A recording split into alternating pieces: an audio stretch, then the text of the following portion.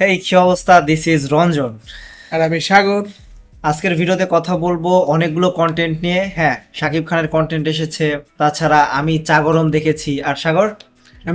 আমি শুধু দেখেছি যেটাতে মূলত অভিনয় করেছে হচ্ছে প্রীতম হাসান এবং জেফার। আর এটা ছাড়াও ইন্ডিয়ার একটা কন্টেন্ট এসেছিল গতকালকে, ওই সপ্তডিঙার গুপ্তধন, যেটা হচ্ছে যে সোনাদা হচ্ছে যে ক্যারেক্টারটা ছিল সেই ক্যারেক্টারটাকে নিয়ে। তো সেটা নিয়ে কথা বলবো লাস্টে। তো প্রথমে কথা বলি শাকিব খানকে নিয়ে। তো সাগর, শাকিব খানের যে পোস্টারটা আসলো, কি রকস্টারের? রকস্টারের যে পোস্টারটা আসলো, কেমন লাগছে? ঠিকঠাক একটা পোস্টার। আমি খুশি হয়েছি কি যে তারা প্রমোশন ভালোভাবে স্টার্ট করছে। প্রথমে আমাদের সামনে একটা, এতটুকুতেই তুই খুশি? ভাই, ঈদের একদিন দুদিন আগে যেই সিনেমার কোনো কিছু আসে না, আমরা দেখতে পাই না কোনো কিছুই, যে ঈদের একদিন আগে আমরা জানি না যে কি সিনেমা রিলিজ পাইবো কি না। আচ্ছা। তো সেখানে যে এখনো ঈদের প্রায় আমাদের 1 মাস হাতে আছে, সেখানে আমাদের এখন পর্যন্ত 2টা পোস্টার, তারপর হচ্ছে আরো একটা এখন গানের পোস্টার, সবকিছু রিলিজ করা হচ্ছে একেবারে প্রপারলি। আর কি চাই আমি? তোর কেমন লাগছে এই পোস্টারটা, এটা বল। আমার বলতে গেলে পোস্টারটা পোস্টারই লাগে না ভাই, আসলে এটা আদৌ অফিসিয়াল পোস্টার? আমার ফার্স্ট ইমপ্রেশন দেখেই লাগছে কোনো লিক পোস্টার। সিরিয়াসলি পুরো ড্যাম আমার এটাই লাগছে যে এটা একটা কোনো লিক পোস্টার, যে হয়তো কোনোভাবে পাইছে কেউ, ওইটার উপরে আর কি রকস্টার লিখে, আজমান রুশো লিখে কেউ একজন দিয়ে দিছে। এতটুকুই লাগছে আমার কাছে। এতটা লো কোয়ালিটির পোস্টার তারা কিভাবে দিল আমি আসলে কল্পনা করতে পারি না। প্রথম পোস্টারটা যেরকম ছিল, সেকেন্ড পোস্টারটা ঘাস দিয়ে লিটারেলি মানে একদম যাচ্ছে তাই অবস্থা। ঠিক আছে, তারা প্রমোশন শুরু করছে, যেই পরিমাণ প্রমোশন তারা করতেছে দেখেন, ওই যে লুকগুলো ভাইরাল হয়েছিল সেই লুকগুলাতে একই কিন্তু লুক দেখা গেছে। তো সেই লুকের উপরেই জাস্ট রকস্টারটা লিখে, আর কি ছিল, সাবিলা নূর, সাবিলা নূরকে তো দেখছিলাম আমরা আগের যে পোস্টার একটা লিক হইলো, কিন্তু অফিসিয়ালি কিন্তু আমরা হ্যাঁ এখনো এইটাই দেখিনি। তো, ওইটার উপরে শুধু রকস্টারটা লিখে অফিসিয়াল পোস্টার দিয়ে দিছে। এই হলো অবস্থা। এখন আপনাদের আসলে ভালো লাগতে পারে, নাও লাগতে পারে, আমার কাছে পুরোপুরি এরকমই লাগছে। আমার কাছে অ্যাভারেজ লাগছে, ভালো লাগে নাই। তবে হ্যাঁ, আমি খুশি যে প্রমোশন তারা করতেছে ভাই। এটা আসলে বেটার যে তারা এখন থেকে প্রমোশন শুরু করছে। রকস্টারে দেখ, প্রথম দিন যখন রকস্টারের প্রথম যে ছবিটা লিক হইলো, আমরা দেখার পরে কিন্তু ভাবছিলাম যে এরকম একটা লিক পোস্টারই হয়তো, বা এরকম একটা পোস্টারই আমরা পাইতেছি, বাট পরের দিন তারা পুরো একদম অবাক করে দিছিল যে আয় হায় কি আসলো সামনে। কিন্তু এই যে সেকেন্ড পোস্টারটা যারা দিল, আমি এটাতে ভাই খুশি। আমার কাছে খুবই লো কোয়ালিটি লাগছে, ডিটেলস ভালো না, ইভেন চুলগুলা কেমন একটা লাগতেছে উপর থেকে। দেখা যাক, আমি অপেক্ষায় আছি আমার ওপিনিয়ন তৈরি করার জন্য।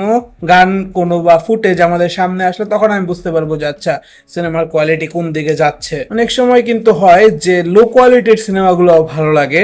তো যাই হোক, আসলে দেখা যাক এই গানটা যখন রিলিজ করা হবে তখন আসলে কতটুকু সাড়া ফেলতে পারে, আমাদের কেমন লাগে সেটা আপনাদের দেখার জন্য এই চ্যানেলটা সাবস্ক্রাইব করে রাখতে হবে। তো এখন কথা বলি সাগর, তুই যে কন্টেন্টটা দেখলি, বিনজের কন্টেন্ট মেবি, রাইট? তুমি আমি শুধু, বেঞ্জের 1 ঘন্টা 35 মিনিটের কাছাকাছি। কেমন লাগছে কন্টেন্ট? সুন্দর romantic story, film, web film. সুন্দর একটা রোমান্টিক স্টোরি আছে প্রথম 50 মিনিট, তারপর লাস্টের 40 মিনিট হচ্ছে একটা ফ্যামিলি ড্রামা, তারপরে ইমোশনাল ভাইব, এমন কিছু। ওভারঅল প্রথম রোমান্টিক পার্টটা দেখার সময় মনে হচ্ছিল যে একটু স্লো যাচ্ছে, তারপর ফ্যামিলি ড্রামার পার্টটা আসছে, তখন একটু ইন্টারেস্টিং হয়েছিল, বাট আবারও স্লো স্লো স্লো হয়ে গিয়েছে। মানে ওভারঅল এই স্টোরিটা একটু স্লো মোডে, বাট তুমি যদি সময় নিয়ে সুন্দরভাবে দেখো মজা পাবে। তাহলে যতটুকু বুঝলাম তোর কথা অনুযায়ী, যে তুমি আমি সুদূর থেকে হয়তো চা গরমটা বেটার, আমার কাছে অনেক ভালো লাগছে। তো এটার গল্প দুইটার জনরা আমার মনে হয় আলাদা। হ্যাঁ, আলাদা জনরা। তুমি যদি রোমান্টিক মুড নিয়ে দেখো তাহলে প্রীতম হাসান আর জেফারের অ্যাক্টিং অসাধারণ লাগবে। স্টোরি শিহাব শাহিন না এটা? শিহাব শাহিন রচনা। শিহাব শাহিন একেবারে দেখা দিছে যে আচ্ছা এইভাবে রোমান্টিক স্টোরি বানাইতে হয়। আচ্ছা, এখন আমি একটু বলি তাহলে। ওই একটা পোস্ট দেখতেছিলাম সাগর, শিহাব শাহিন নিয়ে। শিহাব শাহিন মোটামুটি একই জনরার বানাইতেছে, কিন্তু এর আগেও বানাইছে দুই একটা, বাট প্রীতম হাসান রে যে ক্যারেক্টারগুলাই দেখা যেতেছে সেম ক্যারেক্টার, কিন্তু তাকে নাকি মানুষজন আসলে নতুন ভাবে দেখতেছে, একই জিনিস বাট তাকে কিন্তু নাকি নতুন লাগতেছে। এই জিনিসটা খেয়াল করছিস? এখানে তার অ্যাক্টিং অসাধারণ ছিল। মানে কি, জেফার তো কোনো মতে চালায় গেছে, বাট প্রীতম হাসানের ডায়লগ ডেলিভারি ম্যান পুরো ফাড়া দিছে। এটা কিন্তু আসলে টু গুড তার জন্য, কারণ সে একই চরিত্রে এতটা ভালো করতেছে। দেখতেও অনেকটা কিউট না? হ্যাঁ। তো যখন সে এরকম একটা বলা যায় যে সিচুয়েশনে পড়ে, আর সেই সিচুয়েশনে যখন সেই ডায়লগগুলো দেয়, কষ্টের ডায়লগ হোক বা রোমান্টিক ডায়লগ হোক, তার সাথে অনেক রিলেট করা যায় অনেক ভালোভাবে। তো চা গরমের এক্সপিরিয়েন্সটা আপনাদের সাথে শেয়ার করি। চা গরমটা আসলে আমার কেমন লেগেছিল, চা গরমটা এক কথায় আমার কাছে খুবই ভালো লাগছে। সিম্পল একটা গল্প, বাট সিম্পল গল্পটাকে এত সুন্দরভাবে দেখাইছে শঙ্খদাস গুপ্ত, মানে জাস্ট এক কথায় ব্রিলিয়ান্ট। শুধু দুই একটা জায়গায় আমার কাছে মনে হয়েছিল যে সাফা কবির একটু ওভার অ্যাক্টিং করতেছে, এর আমি আমার রিভিউতেও বলেছি, আমার কাছে পার্সোনালি মনে হয়েছে। আমি জানি না আসলে আপনাদের কেমন লেগেছে, আপনারা যদি দেখে থাকেন আপনাদের হয়তো লাগতেও নাও পারে, বাট আমার কাছে একটু লেগেছে। আচ্ছা, কন্টেন্টটা কতক্ষণের? কন্টেন্টটা মোটামুটি 1 ঘন্টা 50 মিনিটের ফিল্ম।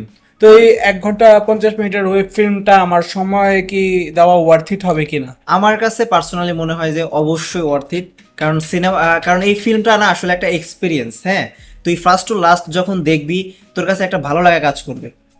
চায়ের গল্প, চায়ের শ্রমিকদেরকে নিয়ে বাস্তবতার একটা কাহিনী দেখানো হয়েছে। তারপরে সাফা কবির কিভাবে আসলে শহর থেকে সেই চায়ের ওইখানে গেল, ওই সিলেটে গেল, সিলেট অঞ্চলে গিয়ে সেখানে কিভাবে আসলে ওই কি বলে ওই এনভায়রনমেন্টের সাথে সে মানায় নিল, সেখানে যে একটা নতুন একটা ক্যারেক্টার আসলো নন্দিনী, তার সাথে কিভাবে আসলে গল্পটা আগালো। তো এই জিনিসগুলো আসলে তোরে অনেক বেশি অবাক করবে যে হ্যাঁ গল্পটা খুবই ভালো। তার মানে তোর গল্পটাও সিম্পল বাট ইন্টারেস্টিং। আমার আমি যেটা দেখছি তুমি আমি শুধু, সেটাও গল্প অনেক সিম্পল। শুরু হয় হচ্ছে একটা ভুল ডেলিভারি দিয়ে, তারপর তাদের মধ্যে প্রেম, তারপরে একটা সিচুয়েশনে আসে নায়িকা যখন তাদের ব্রেকআপ করার একটা সিচুয়েশন এসে পড়ে, বাট ছেলে তাকে ছাড়তে চায় না। এখন শেষ পর্যন্ত তারাকে মিলিত হতে পারবে কিনা, এটা নিয়ে তো এটাই হচ্ছে গল্প। হ্যাঁ, খুব কমন ট্রপ, বাট আমি এনজয় করছি, আমি যে কন্টেন্টটা দেখেছি সেটা। আর তোর একটা কথা বলি সাগর, চা গরমের যে মেইন পয়েন্টটা, হ্যাঁ ওই যে নন্দিনী কিনে যে মেইন পয়েন্টটা, মানে অ্যাডমিশনের একটা পার্ট আছে। সাফা কবির হচ্ছে মানে মোটামুটি হচ্ছে অভিভাবকের একটা ভূমিকা পালন করছে। তো এরকম ক্যারেক্টার সাফা কবির তেমন একটা আগে করে নাই। বুঝছি, চাগরম একটা সামাজিক মুভি, হ্যাঁ, যেটা মানে তুই শিক্ষা মানুষকে পাবি। ইন্সপায়ার করবে একটু। তো ওইখানকার সিলেটি অঞ্চলদের ভাষা, মানুষজন আসলে ডাক্তারদের কিভাবে, ওইখানকার যে গরিব মানুষ আছে তারা আসলে ডাক্তারদেরকে কিভাবে দেখে, কত সম্মান দেয়, সেই জিনিসটাও আসলে দেখানো হয়েছে। ওকে, তাহলে আমাদের দুজনের পক্ষ থেকে এই দুইটা কন্টেন্ট রিকমেন্ডেড, আপনারা চাইলে এই মান্থে দেখতে পারেন। অ্যান্ড হ্যাঁ, দুইটা কন্টেন্টই একেবারে ওয়েস্ট অফ টাইম না, দেখলে কিছু না কিছু নিয়ে যাবেন সেখান থেকে। রাইট, তো এখন কথা বলবো হচ্ছে সপ্তডিঙার গুপ্তধন। সাগর, টিজারটা দেখছিলি? দেখছি, কিছুটা ফিল দিছে আমার ব্যোমকেশ বক্সির মতো। ওর তো আসলে ওই ওই টাইপেরই সিনেমা না, ব্যোমকেশ বক্সী টাইপই তো, যেহেতু আবির আবির চট্টোপাধ্যায়ের তুই ভালো মতো চেনার কথা সাগর। হ্যাঁ, আমি আবির 4-5টা ব্যোমকেশ বক্সির সিনেমা দেখছি। আমি তোরে জাস্ট একটা কথাই বলি, আবির চট্টোপাধ্যায়ের সিনেমা অসুর জিতের বিপরীতে ছিল। এটা মেন জিতের সিনেমা বলা যায়। বাট আবির, তুই আমার আসলে আবির এত সুন্দর আসলে অভিনয় করে, ওনাকে আসলে আবির বলার থেকে আবির দা বলাটাই বেটার, অনেক বড়। তো ওনার অভিনয়টা আমার কাছে পার্সোনালি খুবই ভালো লাগে। আর বিশেষ করে এই সোনাদা ক্যারেক্টারটা, সোনাদা আর আবির আর ঝিনুক, ওইখানে 3জন ক্যারেক্টার ছিল। এই আবির কিন্তু এই আবির না আর কি, আবির মানে হচ্ছে ওই ক্যারেক্টার আবির। আপনারা যারা হচ্ছে এইসব মুভি দেখেন, গুপ্তধনের সন্ধানে, এখান থেকে হয়তো শুরু হয়েছিল এই সিনেমাগুলা। তো আপনাদের আসলে এই টিজারটা কেমন লাগছে সেটা আমাদেরকে কমেন্টে জানাতে পারেন।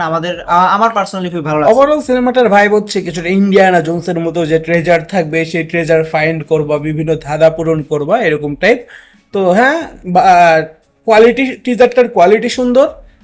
And যদি সময় পাই আমি হয়তো বা দেখবো। কলকাতার সিনেমা যদিও বেশি একটা এখন দেখা হয় না। সোনাদা ক্যারেক্টারটা কিরকম? আমি সোনাদা বুঝতে পারছি যে সে যে ইনভেস্টিগেটর থাকবে, যে বিভিন্ন সময় ট্রেজার হান্ট হ্যাঁ, করবে। ওরা হচ্ছে কি মানে কোন একটা ছুটি পাইলে একটা জায়গায় যায়, তো সেখানে যে আসলে ওদের সাথে এরকম অবাক ঘটনা ঘটে যায়।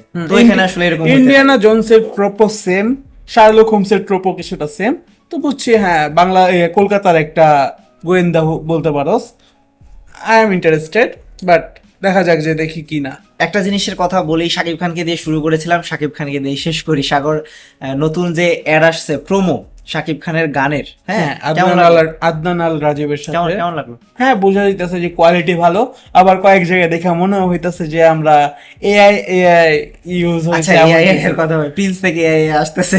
আরে ভাই না, প্রিন্সের এআই না, এখানে দেখে মনে হইতেছে না রিয়েলিস্টিক। ওই যে যে আকাশের সিনটা, একটা দরজার সিন। আচ্ছা, এই সিনটা কিন্তু আমরা ইয়াতে দেখছিলাম, থেলাপাতি বিজয়ের একটা সিনেমাতে হয়তো আমি দেখছিলাম, এরকম একটা গান আছে, ঠিক আছে, প্রায় সেম। জানি না ঠিক, বাট আমার ওটা দেখে তেমন একটা রিয়েলিস্টিক ফিল হয় নাই। দেখা যাক, তারা যদি একটু শ্যাডো অ্যাড করে, ভিএফএক্স এ ভালো কিছু করে, তাহলে একটু ওই সিনটা আরো সুন্দর লাগতে পারে। বাট এখন আর মনে হয় না যে সেটা করবে। ওভারঅল ফুল অ্যাডটা আসুক তখন বুঝতে পারবো যে কোয়ালিটিটা কি। আমার কিন্তু মোটামুটি টিউন যে ফার্স্ট টিউনটা আমার ইমপ্রেশনটা আমার কাছে গুড মনে হয়েছে, অনেক বেটার মনে হয়েছে, গুড না, আমার কাছে অনেক ভালো লাগছে টিউনটা যেভাবে শুরু হয়েছে। এখন পুরো গান আসলে আসলে বোঝা যাবে। তো আপনারা আসলে গানের জন্য অপেক্ষা করেন, আমরাও গানের জন্য অপেক্ষায় আছি। তো আপনাদের ওভারঅল আলোচনা কেমন লাগলো সেটা আমাদেরকে কমেন্টে জানাতে পারেন, আর আপনারা আসলে কি বিষয় নিয়ে আলোচনা চান সেটা আমাদেরকে জানাতে পারেন। আমাদের ফেসবুক পেজ ঘুরে আসতে পারেন, সেখানে আমরা রেগুলার সিনেমার কন্টেন্ট নিয়ে কথা বলি। দেখা হবে পরের ভিডিওতে, বাই।